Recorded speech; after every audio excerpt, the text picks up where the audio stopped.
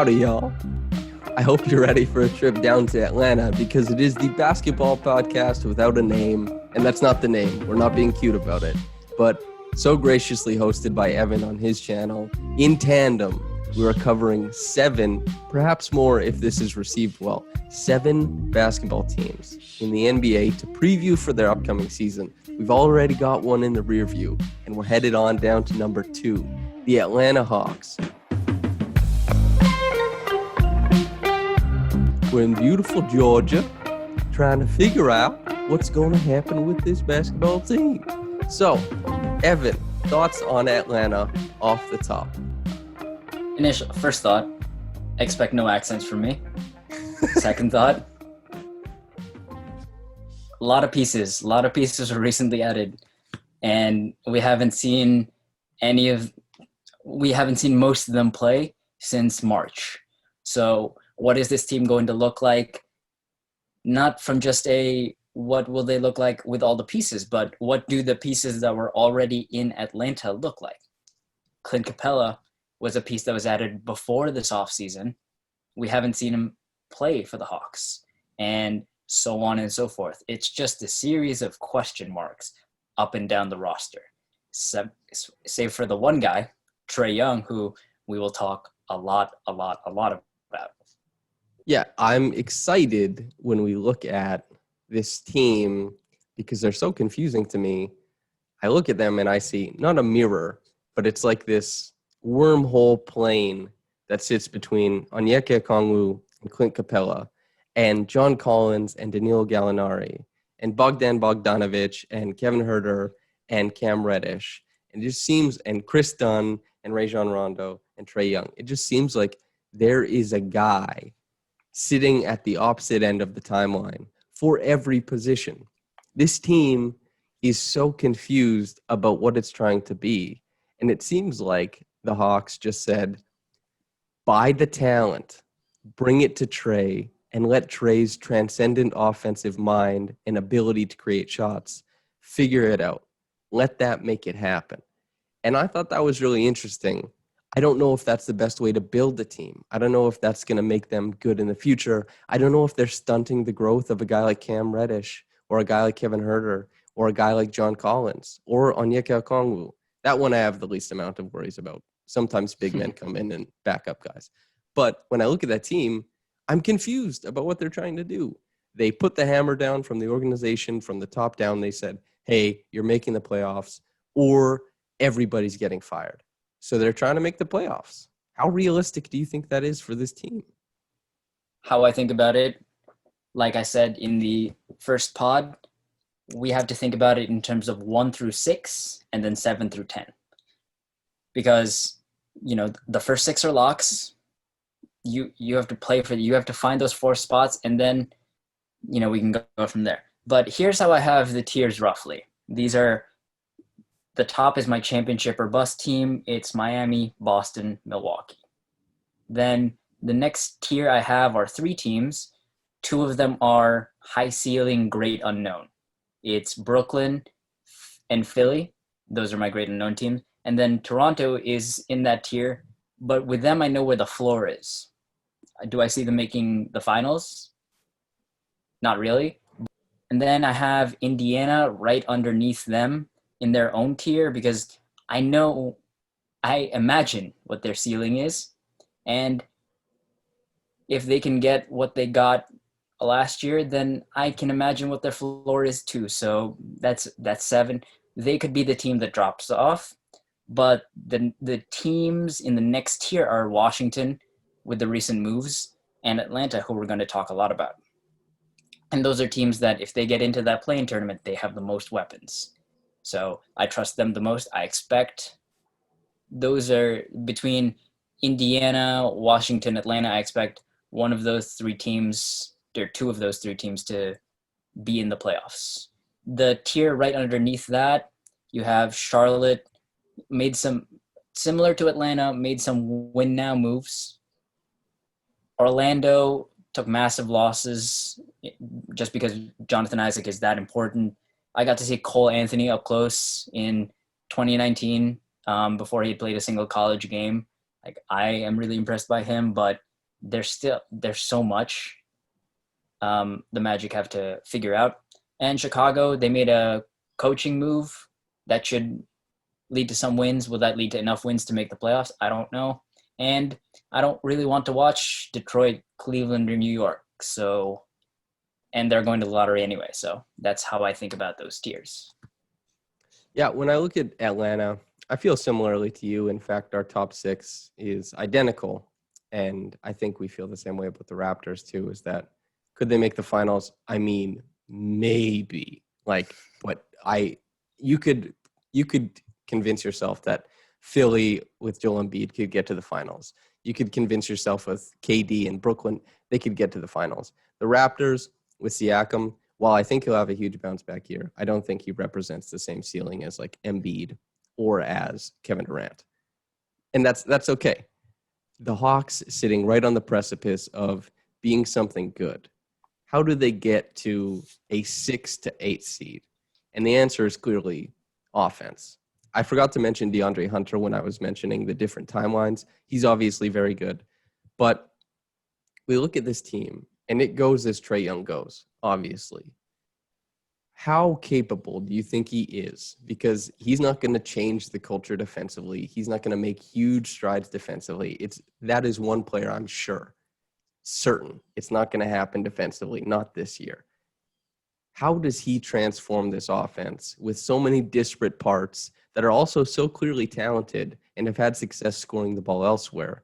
Do you think he can transition this team from the Hawks, where they have an okay offense and a tragic defense, to now they have pieces that if Trae Young has the keys to the car, he can turn it into, a top 7 offense provided? Is that a possibility? Can they ride that wave to the back half of the playoffs in the East? I absolutely think they can. The reason being, Trae Young last season, practically 30 and 10. Those were his numbers. He was aggressively doubled much of the time. He is a phenomenal passer. I go through a lot of film, and Trae's passing blows me away every single time. His shooting is cool, he shoots from deep, logo. But his ability to manipulate the defense this early in his career and make plays where you don't think plays exist, that is going to go a long way. And what happened is they brought him a lot of help, a lot of veteran help, and a lot of, I don't necessarily want to call them specialists, but they are guys who are really good at certain things. And I think that figure out how to get the best out of each of his teammates, and the rotation sort of sorts itself out, then I absolutely see them in the playoffs. I think that being a team that has the youth that they have, and like you talked about, the depth that they have, that's going to be something of great benefit to them during this strange season. When we think about this team then, and I'll talk about Trae Young just because we'll pop some highlights in of him being incredible. Trae Young deserves the praise on offense that he gets. He is world-ending. Not only is he a great passer, and the way I like to describe next-level passing is that when you watch from television, the view of the court you get makes good passes available to the viewer at all times. Great passers fool the viewer. That is everything. Kyle Lowry fools viewer. D'Angelo Russell fools viewer. LeBron James. Okay, there's a ton of great passers. And John Morant. I can't name them all. If I left somebody out, I don't mean to. I'm sorry. But great passers fool the viewer. When you're screaming at Joel Embiid to pass out of the double team, and he doesn't see it, but you see it, that's a good pass. When Trae Young manipulates the defense so that they think he's making the good weak side pass, and suddenly it's over the shoulder to above the break, not the corner. And you see a guy who in the corner would have had 4 feet to shoot a 3. And then the guy above the break has like 9 feet, and he's a better shooter. Trae Young makes the pass that the viewer just cannot see, and he does it at court level. He is a next level passer. His interpretations of the floor are immense, and he provides such good opportunities for his teammates that talent dump they brought him, Gallinari, one of the best above the break shooters in the league, especially at the big man position. Maybe he's the above the break shooter. Karl-Anthony Towns has something to say probably as well, but he's great. Bogdanovic, he can shoot the lights out too. He moves well without the ball. We know he can do that kind of stuff. Onyeka Okongwu, Clint Capella, John Collins, all of which provide absolutely key lob threats to Trae Young, who's going downhill. And this is the underrated part of his game because some people came around to his passing after they saw his shooting. But his ability to draw fouls and goad big men, guards chasing over the top, into just handing him like 8 free throws a game, he gives defenses conniption fits everywhere on the floor. And since there's more talent, I think they'll be able to turn it into a lot of success. My question is, Evan, are they doing this at the expense of DeAndre Hunter, Cam Reddish, and Kevin Huerter, and even John Collins, right? How do these guys fit in, these guys who, by all means, last year were getting lots of minutes? Are they being stunted? Are they being brought along properly at a good pace? What do you think happens to all those players? I believe what could happen is, so Trae Young being pushed off ball is actually, it does make him a more dangerous shooter. We'll talk about that in a little bit, but it also makes him a much dangerous passer. So these guys who, everybody who's coming in will get the ball in spots where they can be the most effective just because Trae doesn't have the ball in his hands and there's a little more variance in the offense. Now, to answer your question, the young guys who are here, will they get marginalized? I think so, because you don't bring in the veterans that you brought in and you don't pay the guys that you paid so they can sit on the bench and watch the young guys. Did you bring in some of the veterans to bring in leadership and help the guys through?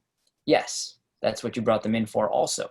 But guys like, so a guy like Kevin Huerter, who was, I would say, the secondary ball handler and the most effective secondary ball handler,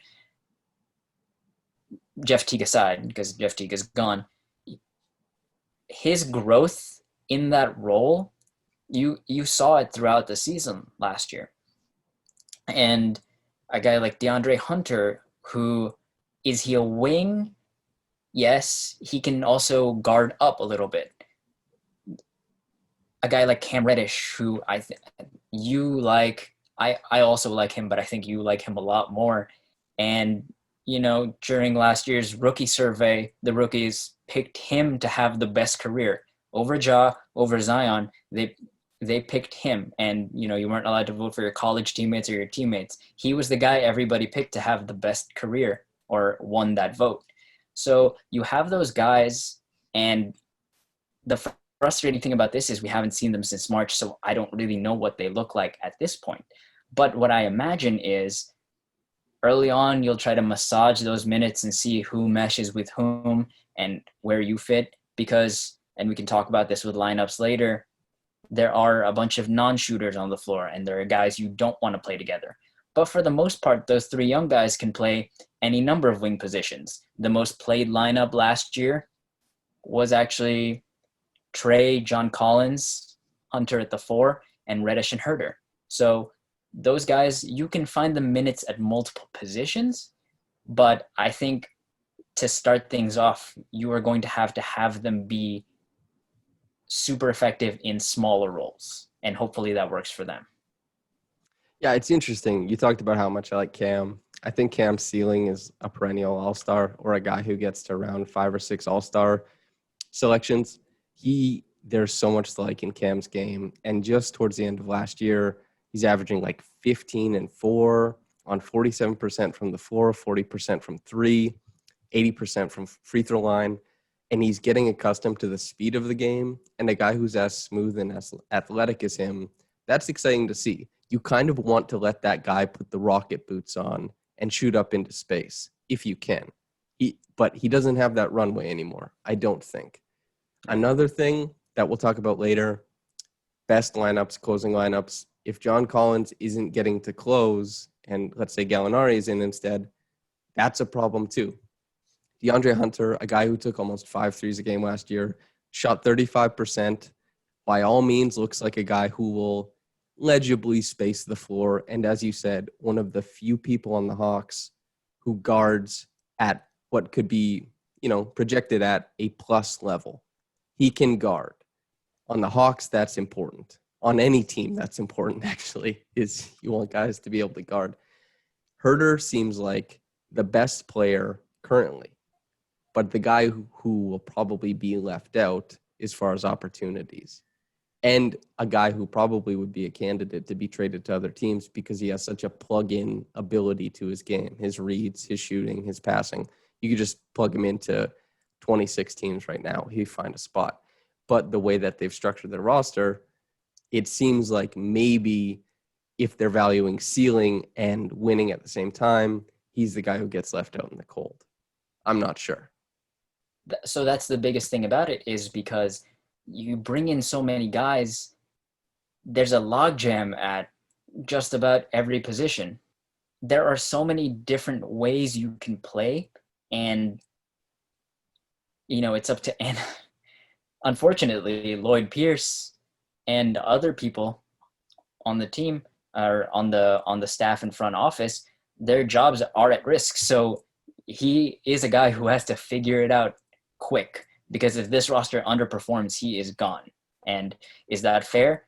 No, not really, but it's a results-based business. And so you have to do what you have to do, and you have to figure it out.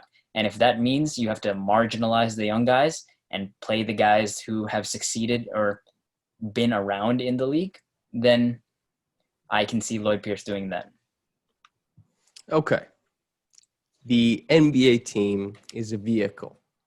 The sound that comes from it is the music being played within. Let's say that's the vibe. That's the effervescence from the team. That's what you get when you look at a squad.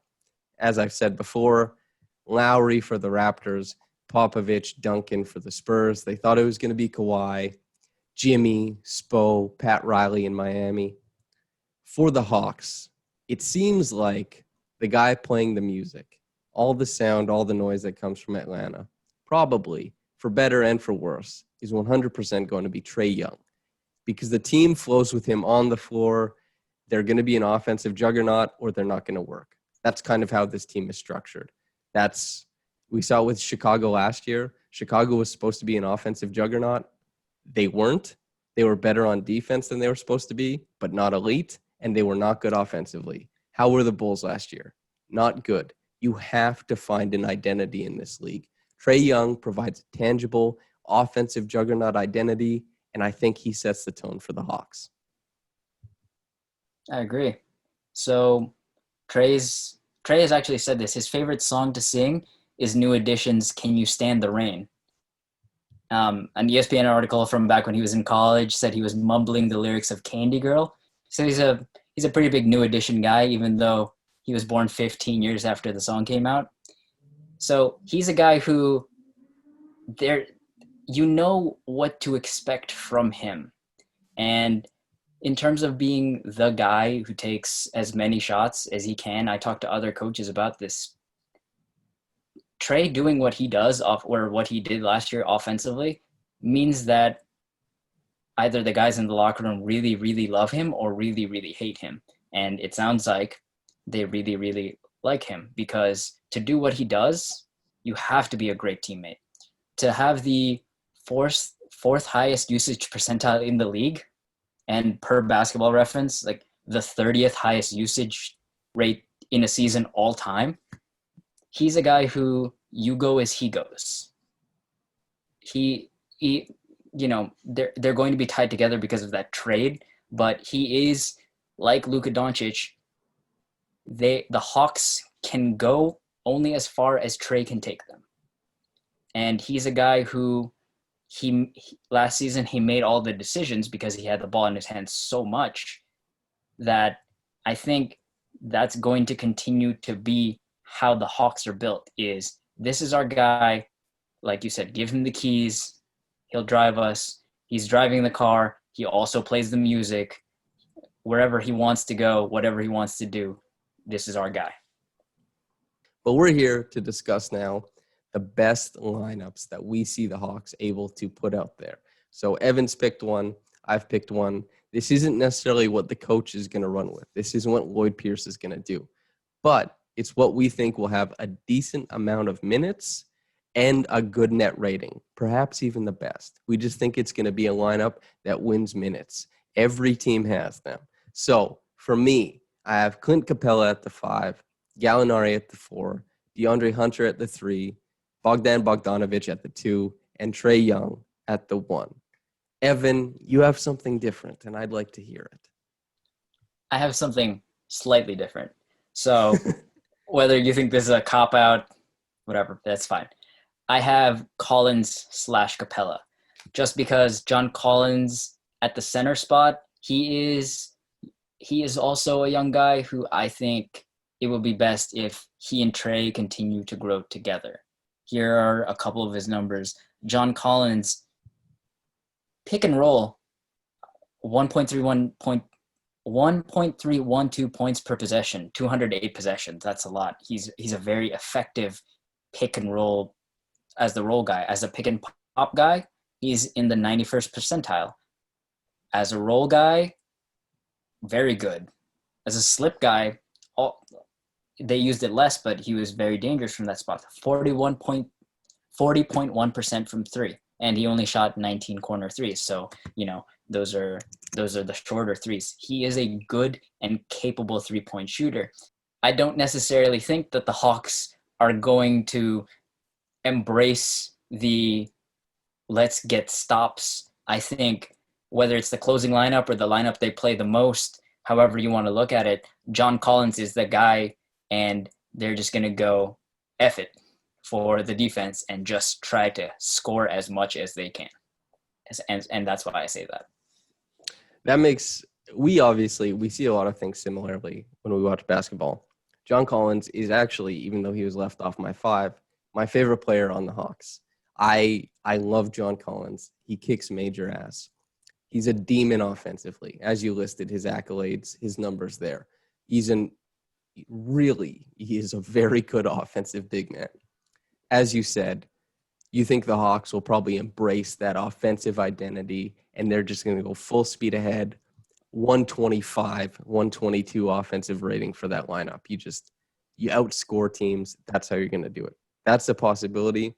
I'm expecting them to a stopgap, the middle ground, because they want Clint Capella as the backstop defensively. He provides a good enough, not a Collins level, but a good enough lob threat going downhill that Trae can still snake the pick and roll, can still do what he likes to do in those plays, and they'll still be spacing out with Gallinari, Hunter, Bogdanovic.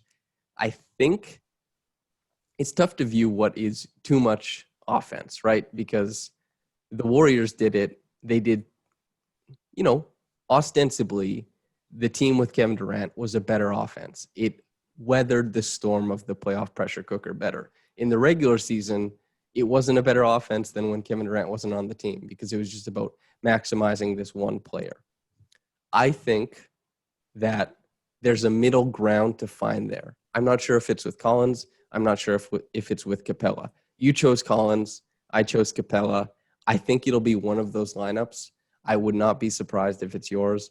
But Capella and Collins they bring different things. Capella, he is a little bit more of a presence around the rim.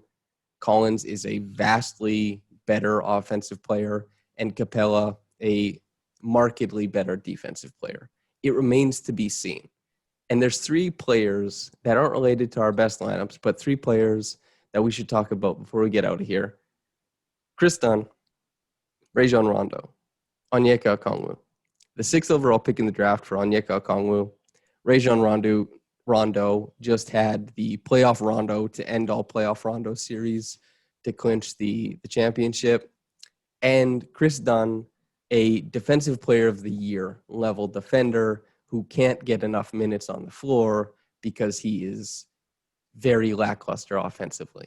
What do you make of these guys? So as I discussed in the Wolves pod, in terms of guys coming into the league, I don't pay as much attention to them. I do watch college basketball, but I'm not necessarily good at projecting how they will fit. And there are certain things that do translate, but I'm not the guy for that. That's not what I do. So I'll let you talk about him. What I wanted to talk about with the two guards, is Rondo is a guy who will be great for Trae long term. He being able to pick Rondo's brain, being able to bring an NBA champion a two-time NBA champion to your locker room and have him teach you about all the little things, all the how to be a leader. Because Rondo was the point guard coming up of a finals threat just about every year the Celtics core was together.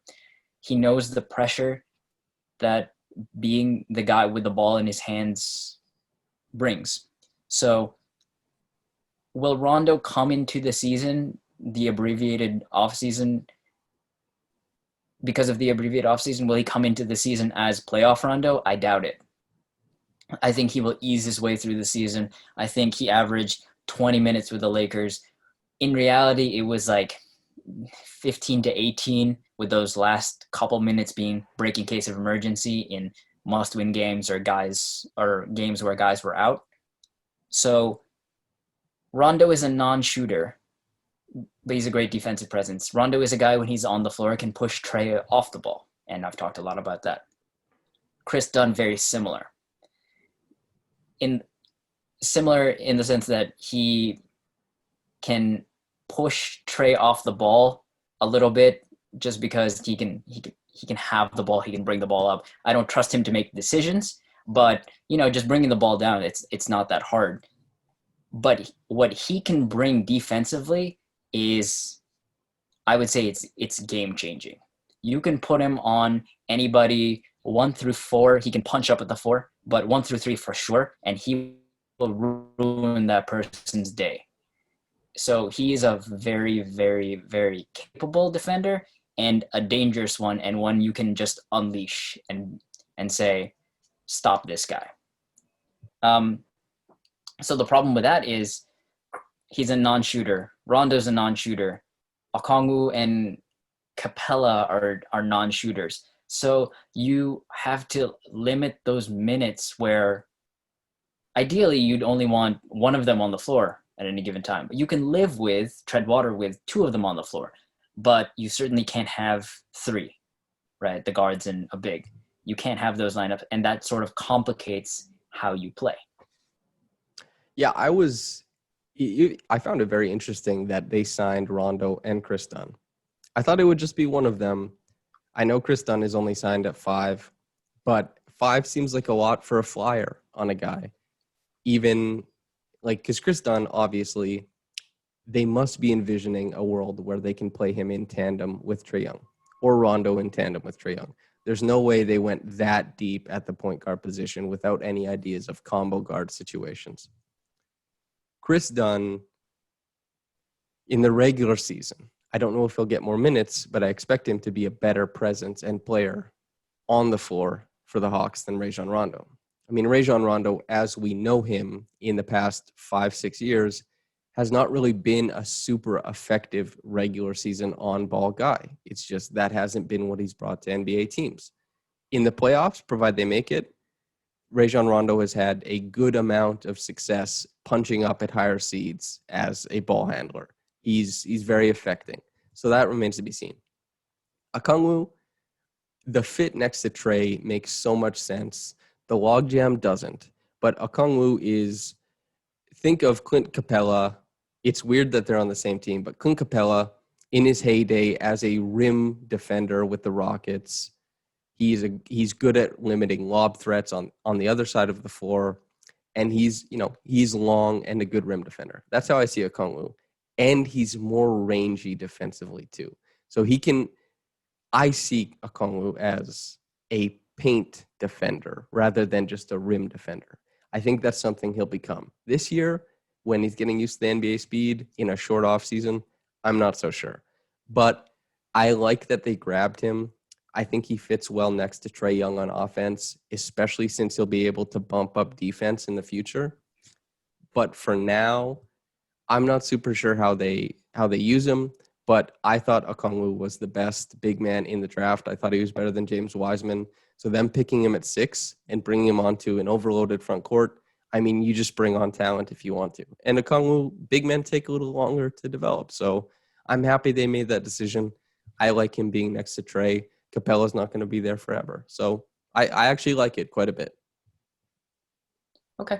I'm good with that. It's just confusing to me because you have all these guys. The most reasonable thing to me, and I'm not a reporter, I am not reporting anything. The most reasonable thing to expect from me is to take some of those guys and move them, either addition by subtraction or for take multiple pieces and turn them into one piece. Now, if that happens, then I think the roster will make a little more sense. It's also too, the way the roster is structured is they're deep, and that's, I think, hopefully on purpose, to safeguard against an injury. Because an injury to anybody but Trae, you have depth there. You have guys who can pick up the slack. So, it remains to be seen what this team is, what they will look like. But yeah. Yeah, I wonder if John Collins and Kevin Herter are fodder for like a blockbuster trade, like the building blocks, if that's a possibility they're looking at. If they say, especially if Trae Young comes out, like that's the thing, right? Like Luka had a very promising rookie year, but his sophomore season was unprecedented. And it made the Mavericks immediately say, okay, we're already in contender mode. We have to build the team a little bit more conscientiously. We don't have years to play around with while Luka develops anymore. If Trae takes that next step and you see a guy who, you, as you said, it's basically like 30 and 10. If Trae suddenly is like way more efficient and they win games and he's still around 30 and 10, then you're looking at a guy who you have to put subsequent stars around. Collins, is he a star? He's like a pseudo all-star at this point in the East. Could he have another jump this year? Perhaps. Could he become that guy? Perhaps. But he's a tweener defensively. It's tough to see that. As I said, I don't like saying this. He's my favorite player on the team, but it is what it is. It remains to be seen. But if Trae Young really takes off, if they start winning games, maybe this year or next year, you will get a really big move in a burgeoning market in Atlanta that's starting to become really popular for NBA players. Right, absolutely. And one other thing I wanted to mention is they brought on Nate McMillan as an assistant coach, and he's a guy who, I talked about this with the tiers, Indiana was a team that maximized what they had. And if he can help bring that to the many puzzle pieces that Lloyd Pierce has to figure out, then I think, I already said, I think this team will be a potent play-in team and potentially a playoff team. Agreed. Okay, Evan. As I've said before, as I'll continue to say, I love your basketball mind. It's something I appreciate so much about you. It's what's built this great YouTube channel that this video is being hosted on currently, is your idea of how the game is played. So we've made space for a segment that's all your own called Coach's Corner, where you just describe a set you might like for the Hawks or something they're doing that the viewer or listener should be keeping tabs on going into the year. What is that this year? So for this, there are so many question marks across the entire roster. How will the pieces fit? This and that. Like we've talked about a lot, Trae is the one thing we know for certain. And one of the most effective actions the Hawks had last season yielded 1.379 points per possession. And those are Trae's catch and shoot numbers. Trae being off the ball, we haven't really seen it as much. We haven't really seen him use his gravity the way a guy like, and this is not a fair comparison to a two-time MVP, but Steph Curry is a guy who, Trae modeled his game after. You compare the two a lot. If he can take a jump in being an off-ball threat, in being active, in relocating, in finding guys in spots, and shifting the defense with his gravity, then I think the Hawks can go a little further than if he doesn't. And so the video I have for you guys is just Trae moving off the ball and the things that can unlock. He's a great shooter, catch and shoot, right? Like I talked about. And when he can get going downhill, the defense is in a lot of trouble. So here's that. Enjoy. All right, so the first thing we're going to take a look at is Trae Young off the ball as a trailer.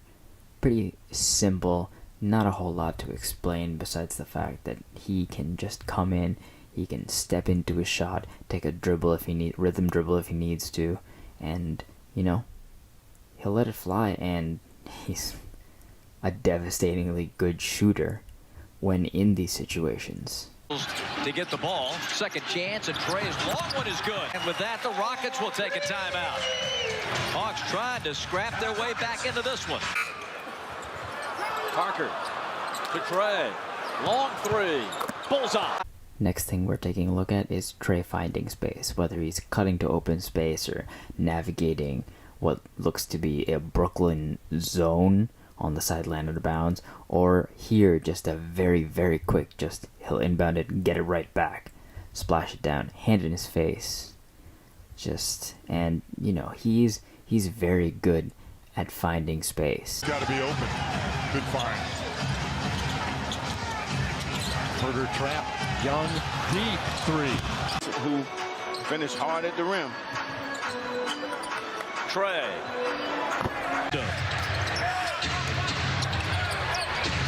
Mid-floor, Trae from the Piston logo, yes!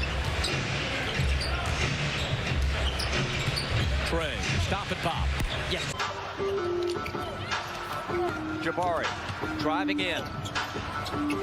Trae, high archer, hits it! Here we're taking a look at Trae coming off of pin downs, receiving pitches, DHOs, whatever you would like to call these types of actions.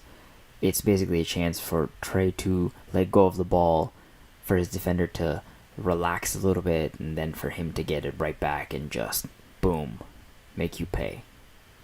Here we're going to see just a great touch pass, and when he goes back door, it draws so much attention from the defense that he can just make easy reads. And finally, the thing that helps Trae and can help Trae a lot more in the future is when he's playing off the ball, getting to go downhill and forcing the action without necessarily doing it off of a live dribble.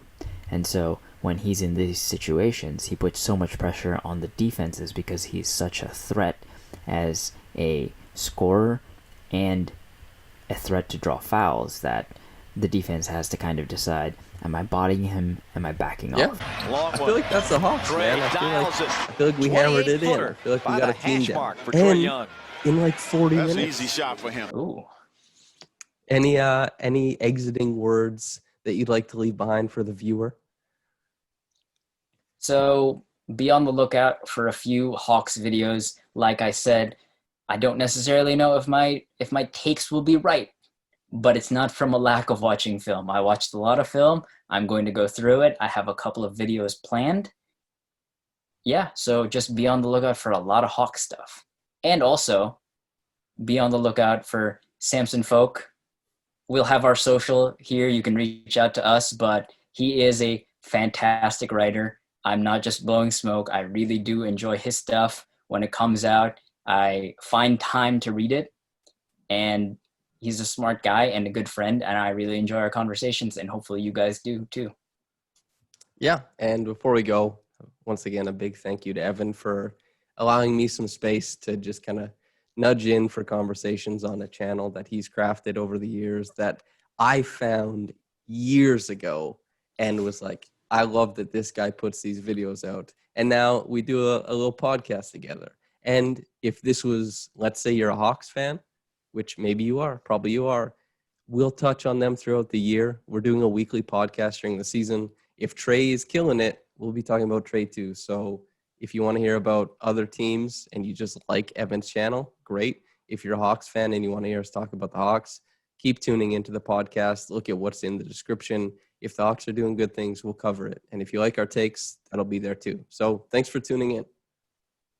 Yeah. And, if you enjoy, oh my God, I am the worst at this.